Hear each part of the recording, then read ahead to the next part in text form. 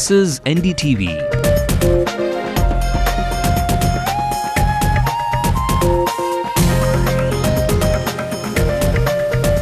And you're watching NDTV Hindu.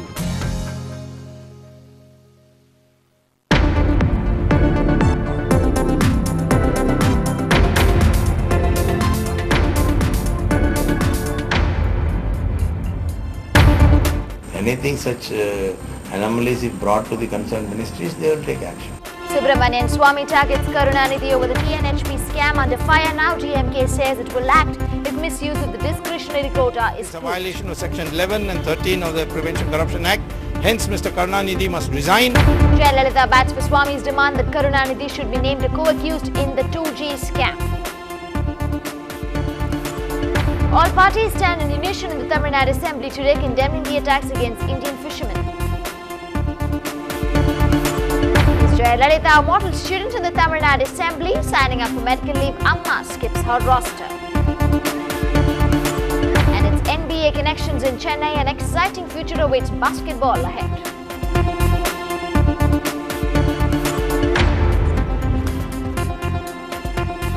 Good evening, you're watching the Late Night News with me, Divya. Let's bring you the news making into the national headlines.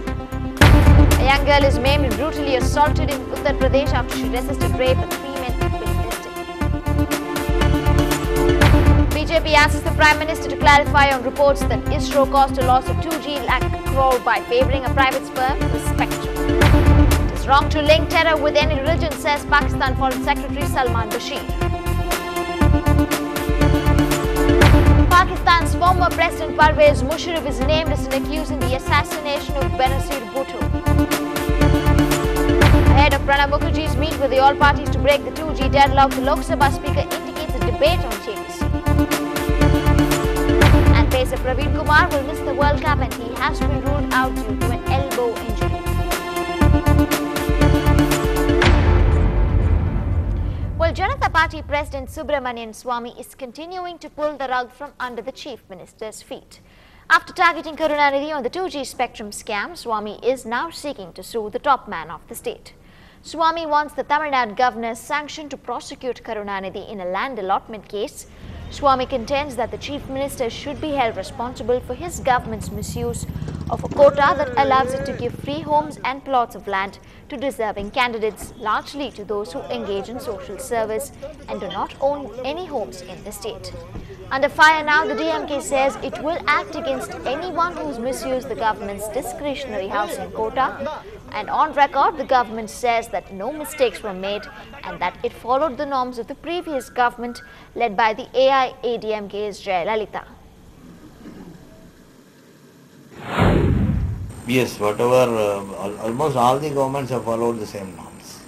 So there are violations in that? Violations. Because one specific thing he's talking about is how many senior officers and bureaucrats, although they own property in Chennai, although they are wealthy, they have been granted houses, which he says is a major violation. No, that it is on the declaration of the individuals that we allot plots. Government is not going to verify every applicant whether they own a plot or not. It's not the government's job. They give a declaration and on the basis of the declaration the government allots plots. So when it's proved they own plots already, in that case will the government be willing to take action against them to accept the plot? Yes. That is the normal procedure. So, but just adding to that question, in this particular case, what was exposed, this person N. Kannabiran, a class 4 employee, who was allotted 2 plots by the TNHB itself. So, which means there is no need of verification or declaration from the beneficiary. The TNHB itself voluntarily has allotted 2 plots to him. That's also in the case of Ms. Bhanumati. So, how is that possible? Yeah, that is if it is brought to the notice of the Housing Ministry, they will take action. So, it was brought so far, nothing has we happened. will see. I don't know how they have felt, but anything such anomalies if brought to the concerned ministries, they will take action. However, critics of the DMK, including Swamy, say that bureaucrats and police officers were the ones who were benefited and that every norm was violated. Fixed rules on what can be done. For example, if you have a plot in Chennai, you can't get it. If you are a high income person, you can't get it. He has violated every rule under that and allotted it to his favored few. And this has become very suspicious. It's a corrupt act, it's a violation of Section 11 and 13 of the Prevention Corruption Act. Hence, Mr. Karunanidhi must resign, as also he must be prosecuted. I have given names of people who don't deserve to get it. Have got it. Well, you will read it. You say it includes civil servants, it includes judges, it includes police officials, it includes a very variety of people. And support for Swamy has come in the form of the opposition leader Jayalalitha. Yesterday, there were heated exchanges between the DMK and Swamy after he linked the DMK chief to the 2G scam. Karunanidhi had sent a legal notice to the Janata Party chief and gave him an ultimatum of 24 hours.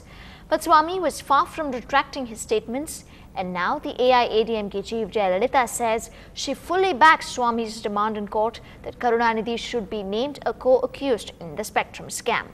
In his statement, she says the very fact that Chief Minister Karunanidhi is backing tainted Minister A. Raja's murky deals itself is a clear indication that Karunanidhi was one of the biggest beneficiaries of the 2G scam. Moving on, attacks against Indian fishermen is what dominated the Tamil Nadu Assembly session today, and for once, almost all the parties were unified in condemning these attacks. Unlike the pre-budget session, when the opposition walked out in protest, this Monday saw quite a lot of active debate within the House. And regarding the other issue, the fishermen issue, there are a lot of killings and other onslaught of violence against Tamil Nadu fishermen. And we have suggested to the government that immediately they should initiate for joint patrolling with the Sri Lankan Navy and Indian Navy. That will be the logical step to give the necessary protection which the Tamil Nadu fishermen have been yearning so far. The debate on recent killings of Tamil fishermen allegedly by the Sri Lankan Navy engaged almost all parties. While the DMK regime had already strongly condemned the killing of fishermen in its interim budget on Saturday, members still raised the issue. தமிழகத்தில் மீனவர்கள் தொடர்ந்து இலங்கை அரசால் படுகொலை செய்யப்படுவதை கண்டிச்சிருக்கோம். இந்த படுகொலை தடுத்து நிறுத்தப்பட வேண்டும், அதற்கு உரிய நடவடிக்கையை மத்திய மாநில அரசுகள் எடுக்க வேண்டும் என்று சொல்லியிருக்கோம். As expected, the opposition turned its gun on the interim budget, particularly on the issue of accumulated debts. From 57,547 crore rupees on March 31, 2006, the outstanding debt is expected to be 1,01,541 crore rupees by the end of this fiscal. The government defended itself spiritedly, claiming that its interim budget met all the central norms. In Chennai with Peer Mohammed, Divya Kumar for NDTV Hindu. Well, elected members have to mark attendance like all of us do in our schools and colleges and offices. They too need to have attendance for a prescribed number of days. But what happens if there is a shortfall or a real danger of failing in attendance? We'll learn from our opposition leader, Jayalalitha. She has a reputation of having been a model student in school, never missing a single class. But opposition leader Jayalalitha is now unlikely to get gold stars that her school teacher would probably have given her. She did not attend the assembly session for even a single day since March last year. Rules state that at least once in 60 working days, a member should attend the assembly. Even entering the lobby and signing the register qualifies as attendance. But Jaya did not even do that. The new assembly complex is the reason for Jayalalitha's poor attendance. Ever since the assembly shifted here on the 19th of March last year, Jaya has refused to set her foot anywhere inside the sprawling building. As the 60-day deadline loomed large, Jaya's lieutenants chose the medical leave option.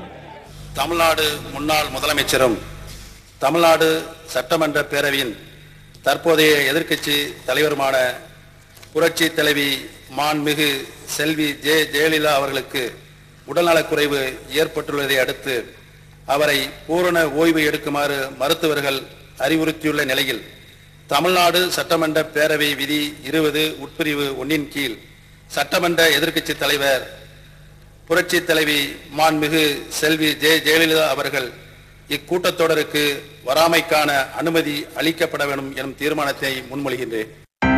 And it was a happy ending for Jayalalitha, with all the parties passing the resolution granting her sick leave. With the assembly elections looming large this summer, Jaya will need all the energy to take on her opponents at the polls. Bureau Report, NDTV Hindu. And still ahead on the bulletin, another Spectrum scam enters the bandwidth. Will the 2G scam be eclipsed by this massive revelation? Find out when we come back.